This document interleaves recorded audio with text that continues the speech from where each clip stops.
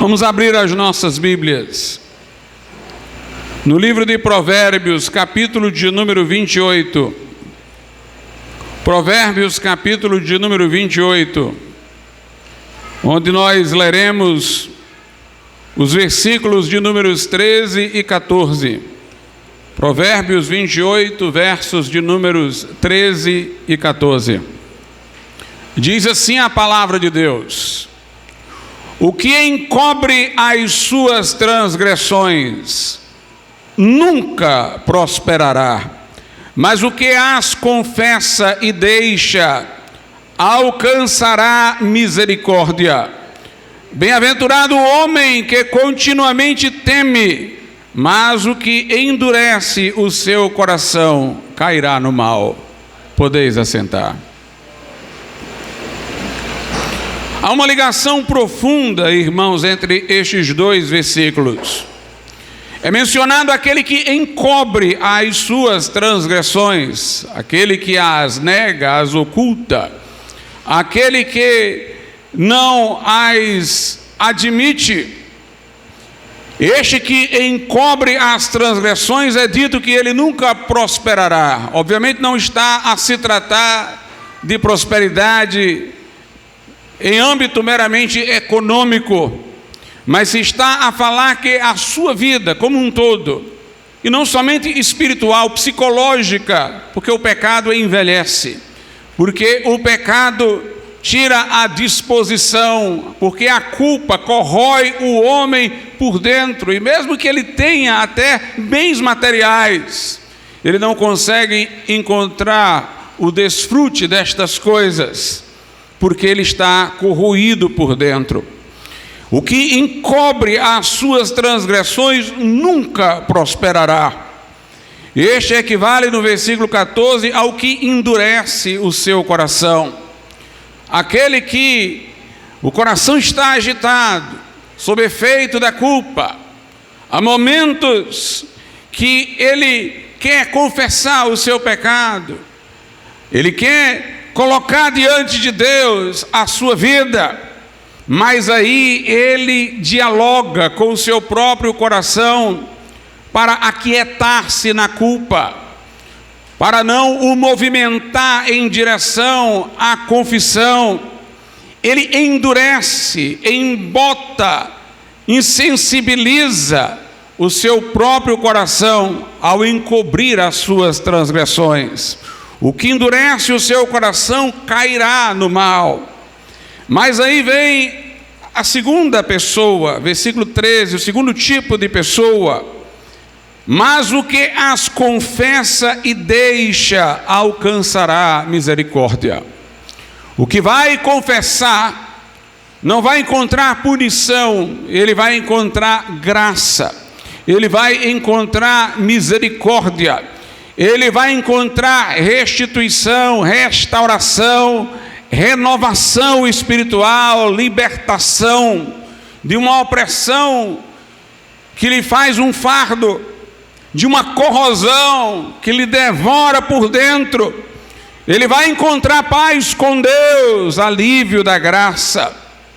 O que confessa e deixa alcançará misericórdia. Mas note que aqui faz-se alusão a duas coisas: confessar e deixar o pecado. É possível uma confissão meramente da boca para fora, onde a pessoa faz a dita confissão, mas ela não muda os seus caminhos, porque neste caso não há arrependimento verdadeiro. O arrependimento, ele está ligado a essa condição de humildade pela qual há a confissão, e a essa condição ativa pela qual ele se levanta da lama em que se encontra. Ele deixa o seu pecado. No versículo 14, este que confessa e deixa e alcança a misericórdia, corresponde ao descrito no início do versículo. Bem-aventurado quer dizer feliz o homem que continuamente teme. Meus amados irmãos, para que nós estejamos dispostos sempre à confissão, o quanto antes, assim que erremos, É preciso que nós tenhamos o que os antigos chamavam de prática da presença de Deus. Ao andar na presença de Deus, eu logo vejo o pecado que cometi. Eu, não querendo perder aquela presença de Deus, logo faço confissão. Por isso Deus disse a Abraão: anda na minha presença e ser perfeito. Por isso Paulo diz aos Filipenses: desenvolvei a vossa salvação, ou seja, em forma de santificação, com temor e tremor, ou seja, na presença de Deus, onde você teme e estremece. A Escritura nos ensina a prática da presença de Deus, para que estejamos sempre sensíveis. Se andarmos na luz, diz a Bíblia, como Ele na luz está, eu estou onde Ele está, e onde Ele está, a luz.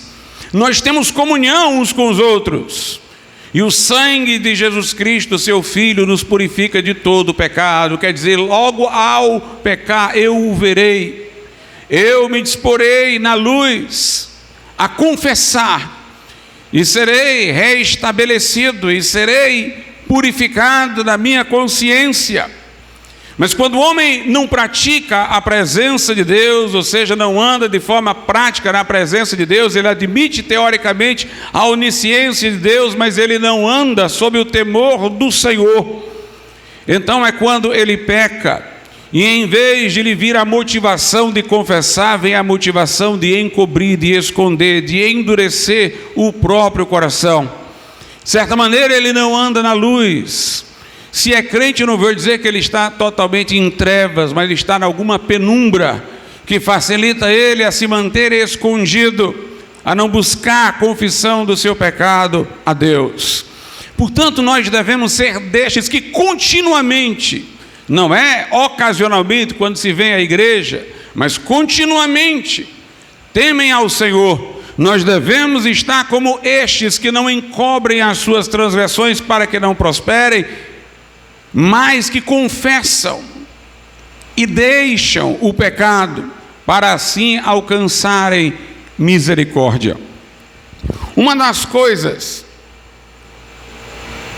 mais prejudiciais à vida espiritual das pessoas no campo religioso é o confessionário católico, é a confissão auricular aos ouvidos do sacerdote. Digo-vos isso porque a pessoa confunde a palavra de absolvição do sacerdote com o perdão divino. Ela pode ter feito ali aquela confissão que não vai causar para ela nenhum constrangimento ou vergonha, porquanto ela está confessando a alguém que se compromete por uma espécie de juramento a não contar nada do que está ouvindo. Ela está lá confessando para obter uma palavra de absolvição. Ela pode não estar realmente arrependida, ela pode não ter a pretensão de deixar o pecado. Talvez ela esteja ali semana após semana indo àquele confessionário e dizendo o mesmo pecado que está a cometer a cada semana. Mas se ela acredita que a palavra do sacerdote de absolvição coincide com a de Deus, então ela julga que esteja bem com Deus. E o sacerdote impõe uma penitência. Na hora que ela cumpre a penitência, ela se ilude com a ideia de que fez uma coisa errada, mas pagou o que merecia, expiou ela mesma a sua própria culpa, endividou-se com Deus e pagou através da penitência. Então ela pode sempre se confortar antes de pecar ilusoriamente, dizendo: eu vou pecar, mas não tem problema. Com a palavra do sacerdote que fala em nome de Deus, eu estarei absolvido, absolvida. Com a penitência, não vamos sentir uma pessoa devedora. Eu paguei o que devia. Ela pode já contar com isso para se confortar na sua condição de pecado, e é o que de fato acontece. E por outro lado, a confissão auricular ao sacerdote é para ele uma grande tentação, principalmente quando as confissões vêm do sexo feminino, com os detalhes que os sacerdotes costumam explorar, e aquilo pode se reverter em tentação para eles mesmos. Não há nenhuma vantagem, nenhuma utilidade, nenhuma ajuda no sacramento da confissão da Igreja Romana, que não tem base bíblica e nem escriturística. A confissão é a Deus, e se procura um pastor quando alguém não consegue ter a sua consciência em paz, para que ele dê uma orientação pela palavra acerca do que fazer, acerca de como o favor de Deus se nos chega, ou então porque o pecado dela é um pecado que foi contra a imagem do Evangelho, contra a obra de Deus, e deve ter uma disciplina pública. E ela procura o pastor como representante da igreja para se submeter a uma disciplina pública, o que revela está nela um verdadeiro e profundo arrependimento. Mas não há como um pastor garantir a absolvição de alguém por suas próprias palavras. E não há como ele estabelecer uma dose de penitência que possa equivaler à gravidade do ato cometido. Só o sangue de Jesus Cristo expia toda culpa, seja de penas eternas ou de penas temporais, como diz a Igreja Romana, que absolve no confessionário. Meras penas temporais, é o que eles dizem. Nós precisamos hoje ver na Bíblia Sagrada o que caracteriza o verdadeiro arrependimento. Já podemos aqui enxergar que quando há arrependimento, há confissão. Quando há arrependimento, se deixa o pecado. Quando há arrependimento, há temor de Deus. Mas a Bíblia nos instrui sobre o arrependimento com várias de suas características. Na segunda carta de Paulo aos Coríntios, capítulo de número 7. Vejamos o que diz a Escritura. Segunda aos Coríntios, capítulo de número 7, a partir do verso 10. Porque a tristeza, segundo Deus, opera arrependimento para a salvação, da qual ninguém se arrepende. Mas a tristeza do mundo opera morte. Porque quanto cuidado não produziu isto mesmo em vós, que segundo Deus fostes contristados, que apologia, que indignação, que temor, que saudades, que zelo, que vingança, em tudo mostrastes estar puros neste negócio. Há uma tristeza, irmãos, que nos é produzida através do Espírito Santo, uma tristeza segundo Deus. Jesus disse: quando o Consolador vier, o Espírito da verdade, ele convencerá o mundo do pecado, da justiça e do juízo. O Espírito Santo é que nos convence do pecado. Quando, como crentes já salvos, pecamos, nós sentimos o recuo interior do Espírito Santo. Por isso que a Bíblia diz: não entristeçais o Espírito Santo, no qual fostes selados. Ele não sai de nós, mas ele se recolhe para que sintamos a ausência dos sinais da sua presença, a fim de que nos arrependamos. A tristeza que é produzida segundo Deus, ela leva ao verdadeiro arrependimento. Mas há uma tristeza que é segundo o mundo, uma melancolia, uma obsessão com a culpa, que produz morte, que faz definhar, que leva ao suicídio, que leva à desesperança. O Espírito Santo convence o mundo do pecado, da justiça, do juízo. Mas a Bíblia diz que o diabo acusa as pessoas dos seus pecados. Quem convence outro de algo o faz para um propósito específico. O Espírito Santo convence-nos do pecado para que, arrependidos, sejamos levados àquele que pode nos restaurar, que é Cristo.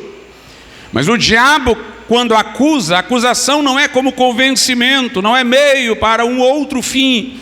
A acusação é um fim em si mesmo. O objetivo é humilhar, é deixar a pessoa desesperançosa.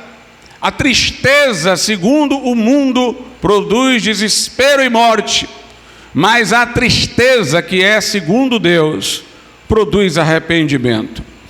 A tristeza segundo Deus, irmãos, ela é produtiva, conforme se verá, ela produz resultados, ela alavanca a pessoa de um estado anterior de inutilidade espiritual. Enquanto que a tristeza, segundo o mundo, é o contrário, ela afunda. Ela não cria disposições ativas, ela somente oprime, deprime, mas ela não liberta. Mas a tristeza, segundo Deus, opera arrependimento. A tristeza, segundo Deus, opera arrependimento, que é para a salvação, da qual ninguém se arrepende. Nunca quem tenha sido salvo se arrependeu de ter sido salvo. A tristeza, segundo Deus, a tristeza produzida pelo Espírito Santo, leva ao arrependimento, do qual ninguém se arrepende de tê-lo feito, de ter se arrependido. Mas a tristeza, segundo o mundo, opera a morte. O verso 11 diz assim: porque quanto cuidado não produziu isto mesmo em vós, que segundo Deus fostes contristados. Aqueles que foram contristados segundo Deus para arrependimento, eles foram levados a produzir agora um extremo cuidado, um zelo. Ou seja, aquele que de fato se arrependeu não trata o pecado com leviandade, não confessa o pecado esperando praticá-lo amanhã, não. Ele agora tem um cuidado para com a sua vida espiritual. Porque quanto cuidado não produziu isto mesmo em vós, que segundo Deus fostes contristados. Vamos ver o que seja agora cada coisa destas. Que apologia? Apologia quer dizer defesa. Mas note, o que se arrependeu, ele não está a defender a si mesmo. Pelo contrário, se ele estivesse defendendo, se desculpando, se ele estiver diminuindo a gravidade do que fez, eufemizando a maldade do seu ato, ele não está de fato arrependido. Mas a defesa que ele faz é da santidade de Deus. E ao defender a santidade de Deus, ele confessa inteiramente a sua culpa. Nós veremos daqui a pouco, no Salmo 51, Davi dizendo: pequei contra ti somente pequei, fiz o que é mal perante os teus olhos, de sorte que tu és inculpável no falares, justo no julgares. Portanto, nesta confissão, Davi confessa que Deus é justo em julgá-lo, que Deus é inculpável no juízo que fez sobre a vida dele, Davi, que o mal praticado é somente da responsabilidade dele. Portanto, aquele que se arrepende, ele faz uma apologia da santidade de Deus. E aqui nós temos uma coisa correlata. Na medida em que você minimiza o seu pecado, você diminui a santidade de Deus. Porque se o pecado é uma ofensa a Deus, se o pecado não é lá tão grave, então Deus não é lá tão santo. Quando você minimiza o seu pecado, você deixa de defender a santidade de Deus. Quando você confessa o seu pecado, sem desculpa, sem escusa, sem contrapesos, sem ressalvas, você ao mesmo tempo está proclamando a santidade de Deus. O que se arrepende faz uma apologia da santidade de Deus. O texto segue: que apologia, que indignação. O crente que se arrepende, ele fica indignado consigo mesmo. Fica indignado por aquilo que ele fez. Lembram-se da história que Jesus contou do fariseu e do publicano? O fariseu orava contando vantagens. A Bíblia diz que ele nem orava a Deus, orava a si próprio. Não queria de fato falar com Deus, mas queria falar com sua própria consciência, confortá-la, omitindo seus pecados íntimos e compensando com o cumprimento externo de seus deveres religiosos. O fariseu dizia: graças te dou, Senhor, porque eu não sou como este pecador, e apontou para o publicano. Dou o dízimo, jejum. Jesus disse: esse daí não saiu justificado. Mas o publicano, diz a Bíblia, ele não ousava levantar o rosto ao céu. Ele esmurrava o próprio peito. Veja a indignação consigo mesmo. Ele batia no próprio peito e ele dizia: "Sê propício a mim, que sou pecador". Nós também veremos textos daqui a pouco que vão mostrar como o que verdadeiramente se arrepende fica indignado consigo mesmo e por isso passa a ser zeloso, para que agora ele possa não cair mais naquela transgressão, mas ajudar a outros que caíram. Ele vai se tornar um lutador contra o pecado que o derrubou, não somente em sua vida, mas na vida de outros. Que indignação, que temor, já falamos sobre temor. Que saudades, que saudade é essa? É a saudade do estado original. Todos nós, irmãos, nascemos com um desejo inconsolável, como diria C.S. Lewis, por um estado que nunca vimos, mas que parece perseguir o nosso inconsciente. Por isso todas as mitologias humanas faziam alusão a um paraíso passado, ou tinham alguma ideia concorrente de um futuro reabilitador. Quando nós pecamos, nós vemos que saímos do propósito para o qual Deus criou o homem. Se estamos arrependidos, estamos enxergando que o pecado é errar o alvo, que o pecado é sair dos trilhos. E há uma saudade do que o homem deve ser, do que ele foi quando foi criado por Deus, do que o crente será quando estiver na glória. Uma saudade do estado de plena comunhão com Deus. Que zelo! Agora aquele que arrependeu-se será zeloso, não apenas para não pecar, mas, como disse eu, noutra oportunidade, para ajudar pessoas no pecado em que caiu a se erguerem. Que zelo! Que vingança! Vingança quer dizer que ele vai se vingar, irmãos, de si mesmo, no sentido de que ele vai restituir a quem feriu o que possa ser restituído. Se ele tiver subtraído de alguém alguma coisa, ele vai devolver.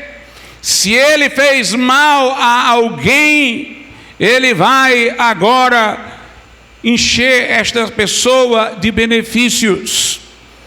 Ele vai mudar, portanto, a sua perspectiva. Ele vai reparar o erro que cometeu. Ele vai voltar atrás para acertar as coisas. Não é uma vingança dos outros, é uma vingança do homem reabilitado contra o homem caído.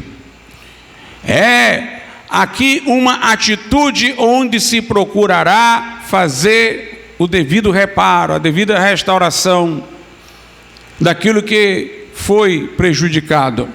Nós temos aqui, portanto, irmãos, todo esse cuidado que o verdadeiro arrependimento produz.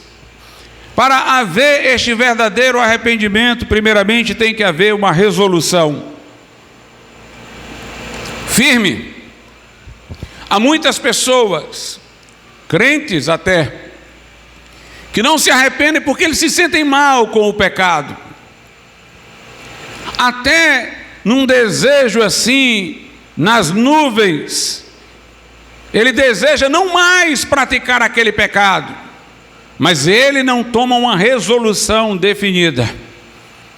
E como ele apenas está insatisfeito com o pecado que cometeu, ele não deseja de imediato deixar o pecado, ele deseja ser um homem que desejaria deixar o pecado. Os irmãos conseguem entender? Ele não tem o desejo imediato de deixar o pecado, ele tem o desejo de ser alguém que desejaria. Ele diz: como seria bom se eu deixasse, mas ele não faz nada. Como seria bom se isso não se repetisse. Mas parece que ele está falando de uma terceira pessoa. Ele desejar sair, mas ele não é resoluto. Ele deixa aquilo passar, ele se lamenta, ele se entristece, mas segue adiante. Há uma procrastinação. Amanhã, um dia eu vou deixar isso, um dia eu vou me livrar disso. Mas nunca é o hoje, o agora.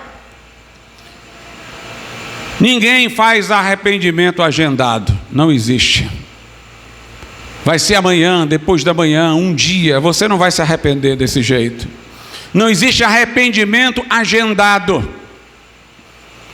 Não existe um arrependimento que fica esperando que Deus faça você ser a pessoa que vai resolver deixar o pecado. Não. Se você está vendo o pecado, seja resoluto. Nós vimos isso no filho pródigo, irmãos. O filho pródigo, na parábola, toma antecipadamente o que lhe cabe por herança, vai para uma terra distante, porque numa terra distante ninguém lembraria de quem ele era filho. Se ele pecasse na sua região, teria sempre alguém para dizer como é que pode o Joãozinho, filho de um homem tão íntegro, de uma família tão ordeira, fazendo estas coisas. Ele foi para um lugar onde ninguém sabia quem ele era. As pessoas que pecam é assim, elas querem ocultar sua identidade. O pecado acontece nas trevas. É a pessoa que, estando longe, não, aqui ninguém vai saber, aqui ninguém vai ver, aqui ninguém vai me cobrar, aqui ninguém sabe quem eu sou. Aí ela entrega-se à transgressão. E o filho pródigo dilapidou o patrimônio numa terra distante. Tinha amigos, festas, mas os bens foram se acabando. E para ele poder ter o que comer, ele foi trabalhar cuidando de porcos. O salário que se lhe dava era tão ínfimo que ele desejava comer das bolotas que os porcos comiam. Ele deve ter passado dias assim. Ele deve ter passado dias pensando, como no final é dito que ele pensou mesmo: na casa de meu pai eu tinha tudo. Na casa de meu pai, um trabalhador, um jornaleiro, vivia muito melhor do que eu. Mas ele ia se lamentando, talvez por um dia, por outro, mas era só uma lamúria melancólica. Mas a Bíblia diz que houve um momento em que ele caiu em si. Esta palavra é forte. Caiu em si. Já pensou uma pessoa cair em cima dela mesma? Ele caiu em si, ele abriu os olhos, ele se deu conta, ele viu a desgraça em que ele estava. Então ele disse: eu direi. Ele se levantou, caiu em si, se levantou e disse: eu direi, Pai, pequei contra o céu e contra ti. Não sou digno de ser chamado teu filho. Recebe-me, entretanto, como um dos teus empregados. Note, ele caiu em si, ele se levantou, ele resolveu, ele disse: eu vou dizer, eu vou falar. O arrependimento acontece, irmãos, não progressivamente. Ele acontece num arranque. Ele acontece de súbito. Se quiser diluir o arrependimento num acontecimento contínuo, ele não vai acontecer nunca. É preciso levantar, é preciso tomar uma atitude. Ele disse: eu vou, e foi. E antes que chegasse em casa, o pai o avistou de longe, o abraçou e o beijou. Enquanto ele dizia: Pai, pequei contra o céu, contra ti, não sou digno de ser chamado teu filho, recebe-me como um dos teus servos. O pai se alegrou, vestiu com nova roupa, chamou uma celebração e disse: este meu filho estava morto e reviveu, estava perdido e foi achado. Veja o que a Bíblia Sagrada diz lá no Salmo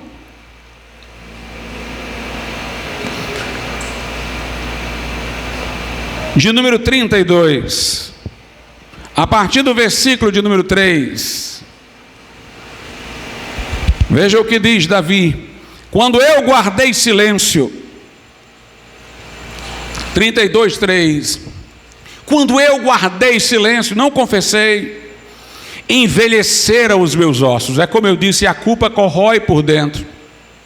Quando eu guardei silêncio, envelheceram os meus ossos. Pelo meu bramido, ele gemia em todo dia, porque de dia e de noite a tua mão pesava sobre mim, e o meu humor, o meu bom humor, se tornou em sequidão de estio. confessei-te o meu pecado e a minha maldade não encobri. Veja agora, dizia eu, confessarei ao Senhor as minhas transgressões, e tu perdoaste a maldade do meu pecado. A semelhança do filho pródigo, este homem falou consigo mesmo. O filho pródigo falou com ele mesmo. Ele disse: eu levantar-me-ei e irei ter com meu pai. Eu vou dizer isso. Davi aqui também disse: eu disse, confessarei. Chega, eu disse para mim mesmo, eu vou confessar. Ele tomou uma atitude e foi perdoado. Pedro seguia Jesus de longe.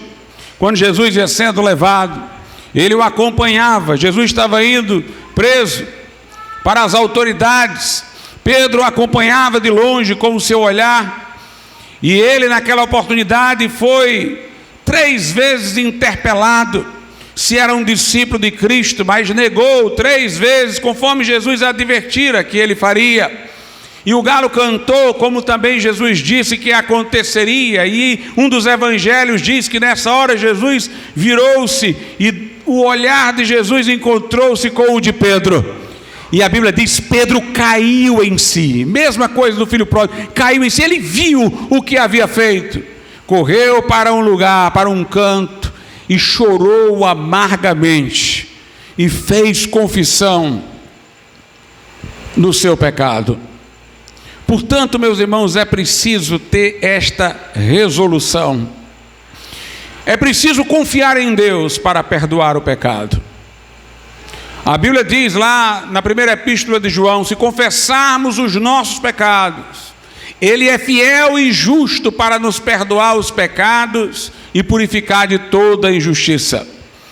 Note, eu tenho que crer que Deus é fiel e que Deus é justo quando me perdoa, porque lá na cruz o meu pecado foi pago, de maneira que agora se tornou não apenas um ato de misericórdia, mas de justiça. Deus me perdoar, Ele está levando em conta que a dívida já foi paga por Cristo lá na cruz do Calvário. É fiel e justo, atributos de Deus nos quais eu devo confiar. Ele é fiel à promessa de que fez, a promessa que fez de que nos perdoa. Ele é justo pela cruz para nos perdoar. Eu tenho que confiar no perdão de Deus. Há pessoas, irmãos, que têm uma dificuldade de confiar no perdão de Deus porque elas não abandonaram a confiança em si próprias. Há pessoas que têm um orgulho tão elevado, uma altivez tão grande, um autoconceito de si mesmo tão alto, que quando ela peca, muito mais de que ver a desgraça do que fez e a ruptura da comunhão com Deus, ela tem uma frustração consigo mesmo. Logo eu que era assim, como é que eu fiz isso? A revolta dela não é pela gravidade do pecado, pela ruptura da comunhão com Deus, mas porque ela está inconsolável, porque poderia ser outro, mas não ela. E esta pessoa não consegue às vezes aceitar o perdão, e parece algum tipo de piedade, de gravidade do pecado. Eu confesso, mas eu não me sinto perdoada, não me sinto com o perdão de Deus. Não tem nada de vitimização aí, irmãos. Tem que crer que Deus perdoa. Se não crê, é porque tem um conceito elevado acerca de si, é porque está sendo egocêntrico, é porque está sendo, não, eu não poderia ter feito isso, eu não me perdoo porque eu fiz isso. Aí ela transfere para Deus: Deus não me perdoa. Portanto, se desembarace do seu eu e confesse a Deus e creia no perdão divino. A Bíblia, meus irmãos, nos ensina, conforme já o falamos, que toda confissão deve ser sem ressalva. O Salmo 51, que ilustra muitas coisas sobre arrependimento, ele nos traz isso, versículo de números 4 e 5. Contra ti somente pequei, e fiz o que é mal à tua vista, para que sejas justificado quando falares e puro quando julgares. Eis que em iniquidade fui formado, e em pecado me concebeu minha mãe. Eis, versículo 6, que amas a verdade no íntimo, e no oculto me fazes conhecer a sabedoria. Davi disse: Senhor, tu quer que isso seja conhecido lá dentro, lá no íntimo, que sou eu o responsável. Tu quer que esta verdade não seja da boca para fora, que ela esteja lá no meu íntimo, que eu sei que sou eu o problema, que o Senhor é justo, que o Senhor é santo, e eu é que sou o desgraçadamente pecador. Não faça confissão a Deus com ressalvas, não faça confissão a Deus com desculpas, não faça de outra pessoa um concorrente de culpa no seu pecado. Não diga foi por causa daquele outro. Não atribua aos acontecimentos ruins da sua vida.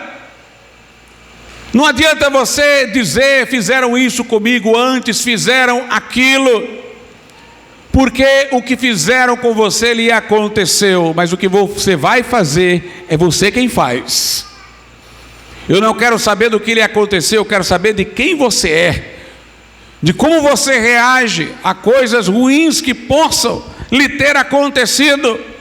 É preciso, irmãos, uma confissão sem desculpas, sem vitimizações. Nós vivemos num tempo em que se quer desculpar o assaltante, o marginal, dizendo que ele é uma vítima da sociedade. Os homens são bons, a sociedade é que corrompe, que o problema das pessoas tem a ver com o dinheiro. A Bíblia ensina o contrário, que o amor ao dinheiro é a raiz de todas as coisas, que o dinheiro corrompe. Mas tem gente que diz que a falta de dinheiro é a razão por não ter a pessoa que ela gostaria de ter, que ela entra na criminalidade.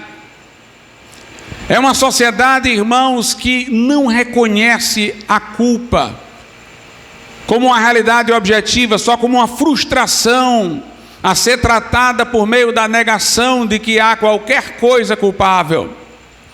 Mas nós temos que ser bíblicos e confessar abertamente a Deus o nosso pecado, sem ressalvas, desculpas ou transferência de responsabilidade.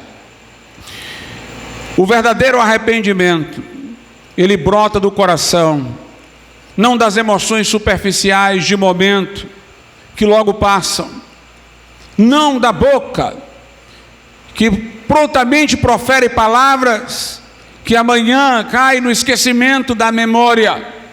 O verdadeiro arrependimento acontece lá no coração. Por isso que o salmista diz: eis que amas a verdade no íntimo, e no oculto me fazes conhecer a sabedoria. Lá no livro de Joel, nós temos o seguinte, no capítulo 2, versos 12 e 13: ainda assim, agora mesmo, diz o Senhor, convertei-vos a mim de todo o vosso coração, isso com jejuns e com choro e com pranto, e rasgai o vosso coração e não as vossas vestes, e convertei-vos ao Senhor vosso Deus, porque Ele é misericordioso e compassivo, e tardio em irar-se, grande em benignidade, e se arrepende do mal. Note, rasgai o vosso coração e não as vossas vestes. O judeu tinha por costume, ao sinalizar que estava arrependido, rasgar suas vestes, colocar cinza na cabeça, como um sinal de humilhação. Alguns faziam isto com humilhação sincera, mas depois virou como que uma penitência, virou uma cerimônia formal para indicar arrependimento que não coincidia com o que estava no coração. Por isso o profeta diz: rasgai o vosso coração e não as vossas vestes. Nós temos, irmãos, que reconhecer não apenas um ato perverso praticado, mas reconhecer todo o contínuo de sentimentos perversos que saiu do nosso coração e levou àquele pecado. Não se arrependa só da ponta, não se arrependa só daquilo que foi feito por último, se arrependa de toda a estrada que conduziu aquilo ali.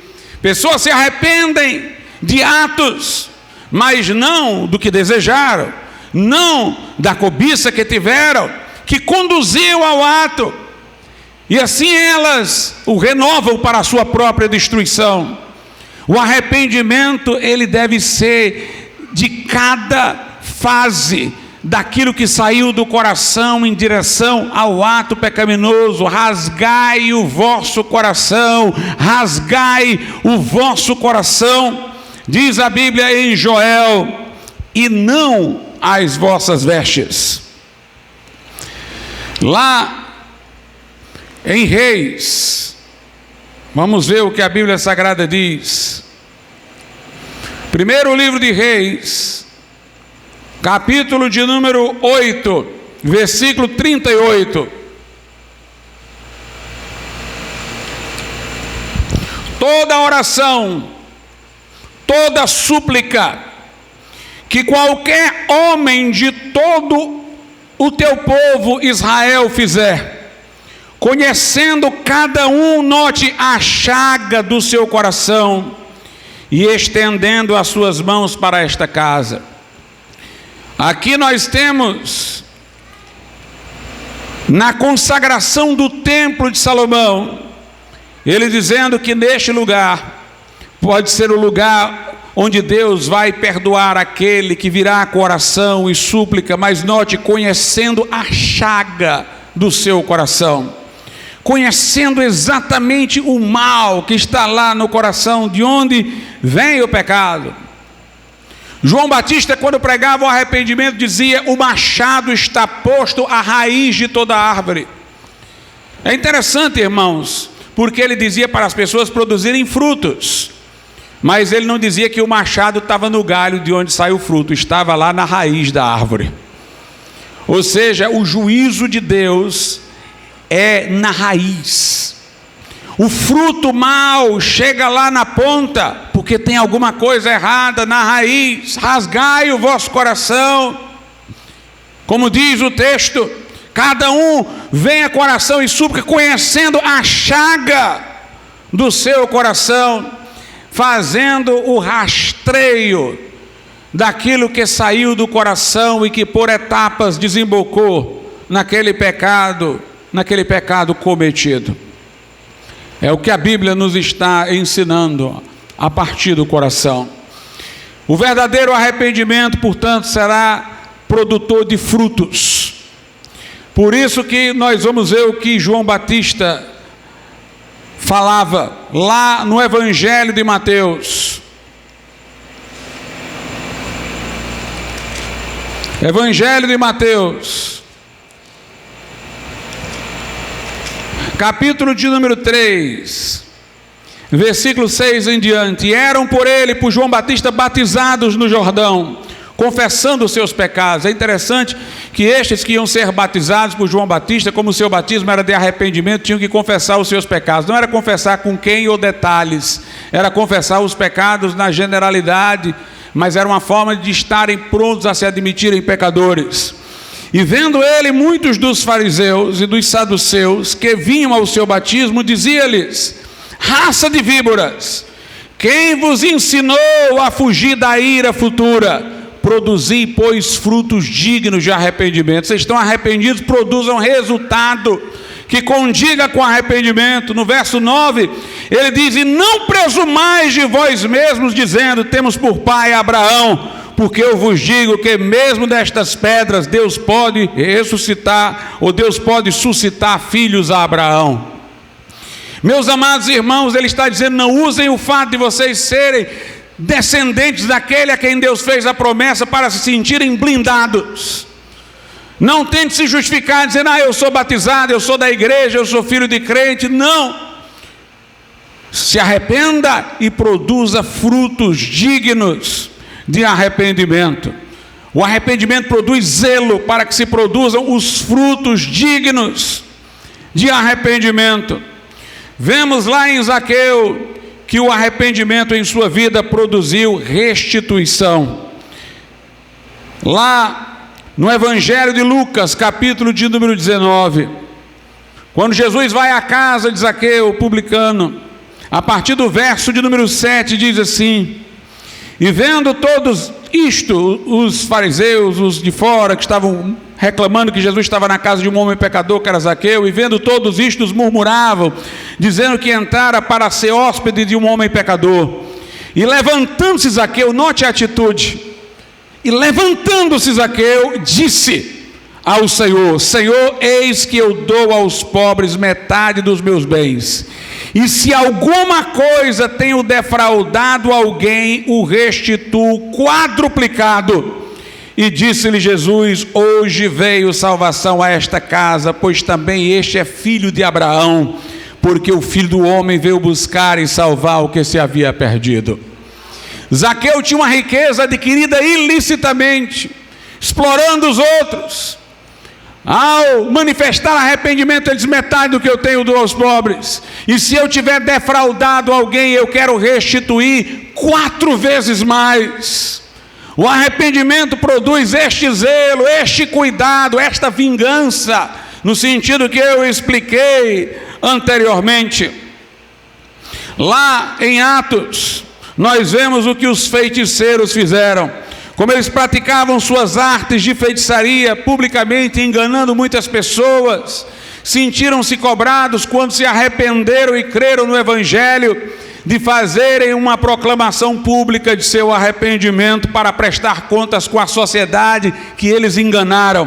Então, em Atos 19, 18 e 19 diz assim: e muitos dos que tinham crido vinham confessando e publicando seus feitos.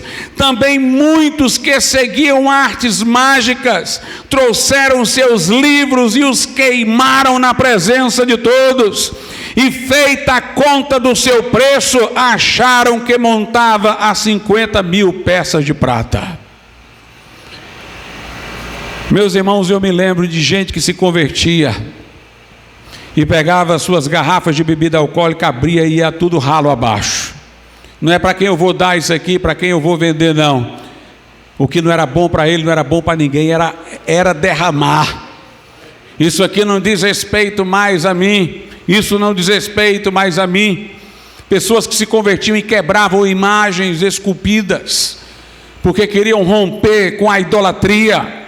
É preciso, portanto, uma atitude firme deste tipo que nós estamos vendo. Quem, irmão, se arrepende, quer se vingar do velho homem que errou, do homem que pecou, e de Satanás. Um crente, quando se arrepende, ou uma pessoa quando se arrepende, se torna crente, se está se arrependendo de verdade, olha para trás e vê o quanto eu apanhei do diabo. Agora é a hora do troco, agora é a hora do revanche.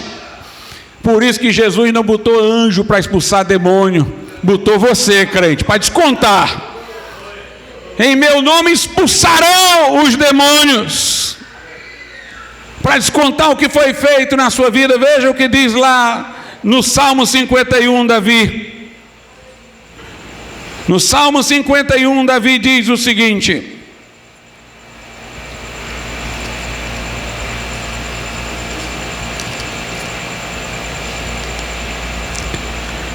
primeiro ele diz assim no versículo de número 10: cria em mim, ó Deus, um coração puro e renova em mim um espírito reto. Eu não quero só perdão, não, eu não quero ser aquele homem que eu fui, eu quero agora um coração novo, eu quero um espírito reto. Não me lances fora da tua presença e não retires de mim o teu Espírito Santo.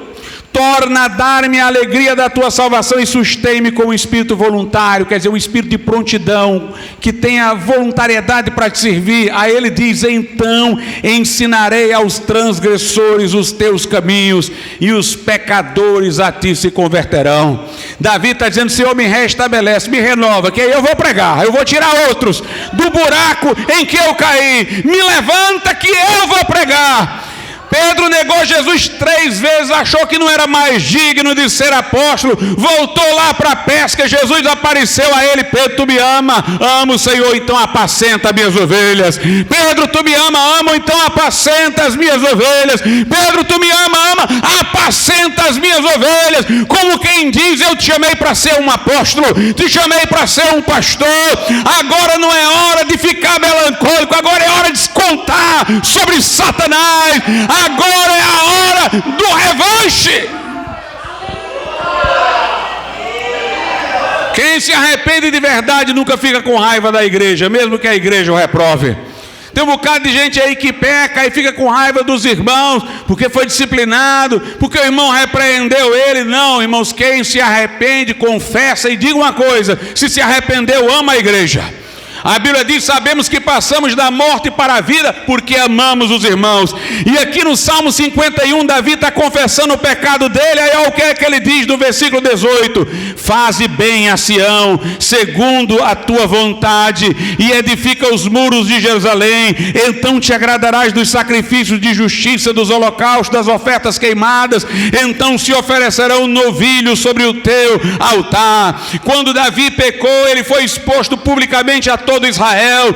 O profeta diz: tu fizeste isso em oculto, mas o Senhor te diz: eu farei isso perante todo Israel. O filho do seu pecado não sobreviveu, morreu, seu pecado foi tornado público. Ele não ficou com raiva do povo de Deus por causa disso. O povo de Deus lamentou, chorou pelo seu rei que transgrediu, mas ele não ficou com raiva. Ele disse: Senhor, faze o bem a Sião, segundo a tua vontade, edifica os muros de Jerusalém. Eu amo o teu povo, Senhor, eu amo o teu povo. Quem se arrepende, ama a igreja do Senhor Jesus.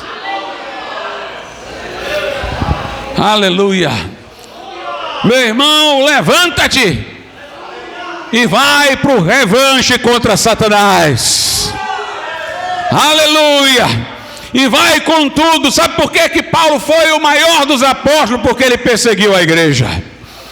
Paulo pensava assim: eu persegui a igreja, entrei em casa, trouxe gente aprisionada, eu maltratei, eu persegui, eu fiz viagem para perseguir, agora eu vou fazer viagem para pregar. Eu prendi crente, agora eu vou ganhar almas. Era um revanche, meu irmão. Paulo disse: eu em nada fui inferior aos mais excelentes apóstolos, eu trabalhei mais do que todos eles. Apesar de se sentir, como disse, o mínimo de todos os santos, foi o que mais trabalhou. Vamos ver por que ele trabalhou tanto. Olha aí o que a Bíblia Sagrada diz na primeira carta de Paulo a Timóteo.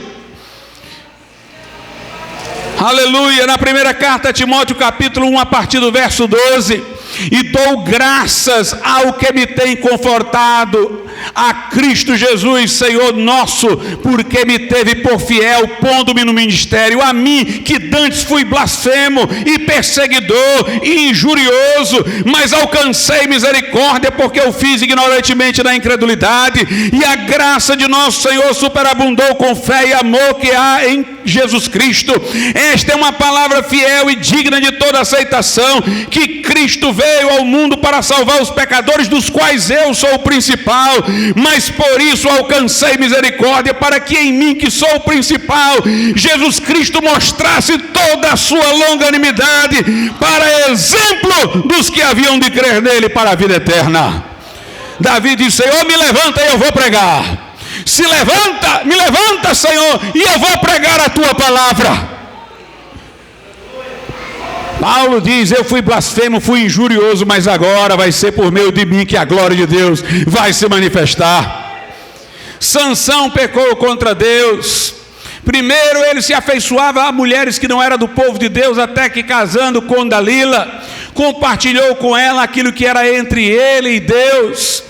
O símbolo de sua consagração, que era que navalha não tocaria o seu cabelo, ela cortou o seu cabelo, ele rompeu a aliança com Deus, seus olhos foram vazados e ele foi colocado para empurrar uma espécie de moinho, rodando em círculo. Sansão, veja, irmãos, é ilustrativo. Quando o homem peca contra Deus e não se arrepende, ele fica cego, e a vida dele passa a ser giratória, em círculo, sem progredir, nunca prosperará. É rodando, mas não vai para frente. Mas então Sansão ali no local lá que era em celebração ao Deus Dagon, ele estava lá com as mãos na coluna para ser humilhado, zombado, mas ele disse: Senhor, me perdoa, me restaura, mas eu quero uma coisa, Senhor, eu quero agora destruir aqueles que querem destruir a tua obra. Senhor, eu quero agora fazer mais do que eu fiz antes, me dá força, eu vou junto, Senhor, eu vou junto, pedra abaixo, mas eu vou aqui fazer os inimigos do Senhor não prosperarem. E Deus lhe deu força, ele empurrou aquelas colunas, morreu naquele dia, mas levou mais filisteus do que em toda a sua história. Meu irmão, queira dar o troco em Satanás, queira revanche contra o diabo, levante-se e diga: não vai ficar assim. Aleluia. É preciso que nós, irmãos, tenhamos o espírito quebrantado permanentemente. No Salmo 51, é que Davi diz, no versículo de número 17: os sacrifícios para Deus são o espírito quebrantado, a um coração quebrantado e contrito não desprezarás, ó Deus. Um coração quebrado, irmãos. Sabe qual é a característica de qualquer membro do nosso corpo quebrado? Se eu quebrar a perna ou o braço, é que se alguém tocar, dói. Se não tiver quebrado, não dói não, mas se tiver quebrado, tocou ali, dói. É preciso que nós estejamos quebrados no nosso eu por dentro. Aí Deus toca e a gente sente. É preciso um coração quebrantado. Apelando para esse versículo, Martinho Lutero dizia: o arrependimento bíblico não é só um momento, ele é contínuo. A vida do crente é um arrependimento, é um coração quebrantado, porque quando ele não está lamentando um pecado que praticou, ele está lamentando sua natureza caída contra a qual ainda tem que lutar. É preciso manter este espírito de humildade permanentemente. Deus resiste ao soberbo, dá graça ao humilde. Aquele que se humilha será exaltado, aquele que se exalta será humilhado. Humilhai-vos debaixo da potente mão de Deus e ela vos exaltará. Jesus diz: quem quiser vir após mim, negue-se a si mesmo, tome todo dia a sua cruz e siga-me. George Whitefield dizia: se a igreja não permanecer num contínuo quebrantamento, o avivamento cessa. É preciso um coração quebrantado. É quando sai o quebrantamento e a altivez chega que vem a queda. Lá em Provérbios 16, 18 diz assim, 18, 19: a soberba precede a ruína e a altivez do espírito precede a queda. Melhor é ser humilde de espírito com os mansos do que repartir o despojo com os soberbos. Que nós tenhamos, irmãos, um coração quebrantado. Davi reconheceu não só o seu pecado, mas sua natureza caída. Eis que eu nasci em iniquidade e em pecado me concebeu minha mãe. Jó reconheceu sua natureza caída e no que dependia da graça de Deus, quando ele disse: eu me abomino no pó e na cinza. Paulo disse: miserável homem que sou, quem me livrará do corpo desta morte? Reconheça que sem a graça de Deus você vai tombar. Reconheça a sua fragilidade, dependência de Deus, mantenha-se quebrantado. Esse é o estado pelo qual Deus vai operar um avivamento entre nós. Há muita gente que não consegue cumprir o mandamento que diz: em tudo dai graças. Na hora da tribulação murmura, se agita, desespera, chega às vésperas de blasfemar contra Deus. Sabe por quê, irmãos? Porque a pessoa nessa hora esqueceu-se dos seus pecados. Essa é a única hora que você deve lembrar dos seus pecados. É na hora que você tiver com vontade de resmungar. Você não deve deixar o diabo lhe acusar dos seus pecados, mas na hora que você estiver querendo resmungar é porque você está se achando muita coisa, para ter muito direito. Aí lembre-se das mazelas que você fez para ficar humilde. Aí você vai dar graça. Você está reclamando disso, daquilo outro. Lembre-se lá do seu pecado, de onde Jesus lhe tirou, que você vai agradecer. Paulo foi perseguido a valer, mas Paulo estava sempre lembrando: eu era aquilo, agora eu sou isso. Toda carta dele é ele dizendo: eu era, mas agora sou isso, graças a Deus eu sou o que sou. Ele dá testemunho lá perante o rei Agripa, dá testemunho perante outro. Ele estava falando sempre do que Jesus Cristo fez por ele. E este Paulo, na hora da aflição, irmãos, não reclamava, mas dizia: eu tenho prazer nas aflições por amor de Cristo. Quando eu sou fraco, é aí que eu sou forte. Lamentações 3, versículo 39, de que se queixa, pois, o homem vivente? Queixe-se cada um dos seus pecados. Dê graças a Deus e queixe-se pelos seus pecados. Se tiver faltando vontade de agradecer a Deus na tribulação, lembre-se dos males que você fez e agradeça. Lembre-se do que está aqui em Lamentações 3:22, as misericórdias do Senhor são a causa de não sermos consumidos, porque as suas misericórdias não têm fim, novas são a cada manhã, grande é a tua fidelidade. Precisamos da graça de Deus, sejamos humildes, dependentes do Senhor, andemos na luz, pratiquemos a palavra de Deus, confessemos o nosso pecado, nos arrependamos de verdade e vamos ser vitoriosos na nossa vida espiritual pela glória de Deus. Vamos orar ao Senhor nesse momento. Soberano Deus e nosso Pai, nós te louvamos e te agradecemos pela tua palavra, bússola e luz para o nosso caminho. Que ela, meu Deus, possa nos atrair a ti, trazer verdadeiro arrependimento, meu Deus, trazer restauração, renovação espiritual, o mover do céu aos corações. Nós te suplicamos, em nome de Jesus. Se nessa noite houver alguém que não é crente neste lugar e quer entregar seu coração a Cristo, levante sua mão e nós vamos orar por você. Se houver alguém que está desviado, quer se reconciliar com o Senhor, saia de onde você estiver, venha aqui à frente, nós vamos orar por você. Se tem alguma coisa na sua vida que está sendo um obstáculo no seu caminho e você quer chegar diante de Deus, não é comigo não, com Ele, e confessar e derramar seu coração diante dele, saia do seu lugar, venha aqui à frente e vamos orar juntos com você nessa noite. Se Deus estiver falando ao seu coração, tome uma atitude, tome uma resolução, levante-se, diga: eu farei. Venha, em nome de Jesus.